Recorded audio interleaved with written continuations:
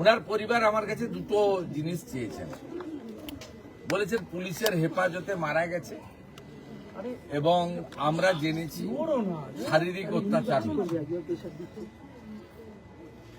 আপনাকে দোষী পুলিশদের বিরুদ্ধে কঠোর ব্যবস্থা নিতে হবে। দ্বিতীয়, উনি বলেছেন দুটো বাচ্চা আছে, উনি আর্নিং মেম্বার ছিলেন, এদের পড়াবো কি করে, আমি খাবো কি?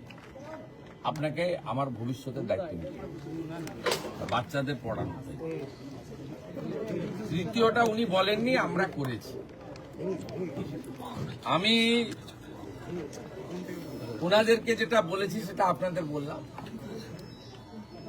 যে পুলিশের লকআপে বা হেফাজতে মারা গেছে, এটা তো দিনের আলোর মতো সত্যি।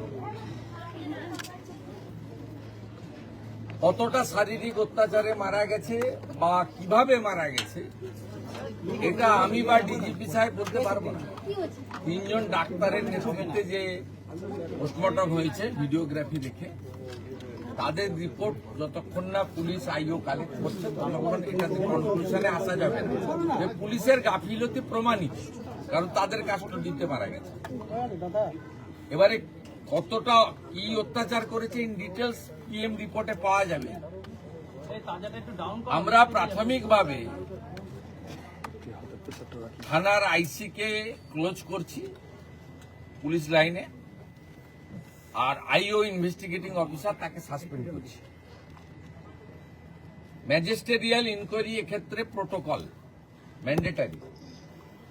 সাধারণত ডেপুটি ম্যাজিস্ট্রেট লেভেলে বা এসডিও লেভেলে ইনকোয়ারি হয়।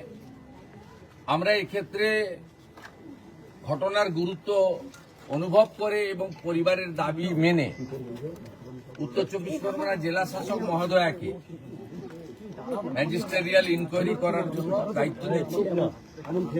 চিফ সেক্রেটারি বিকালের মধ্যে তার নোটিফিকেশন বের করে দেবেন, অফিসিয়াল অর্ডার বের করে দেবেন। আমি ফিরে গিয়েই করে দেবো ফাইলে সই। সেকেন্ড হচ্ছে, ওর পরিবারকে আমি হোম মিনিস্টার, বছরে 3টে অ্যাটেন্ডেন্ট পাই।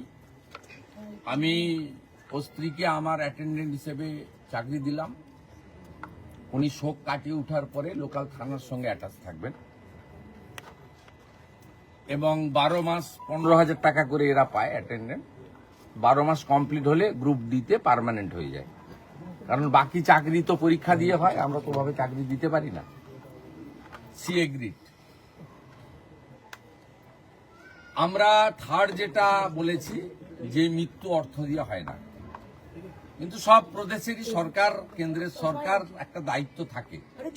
এই জন্য CM relief fund, PM relief fund, এই জন্যই ডিজাস্টার ম্যানেজমেন্ট ফান্ড, এই জন্যই থাকে, ব্যবস্থা থাকে সরকারের।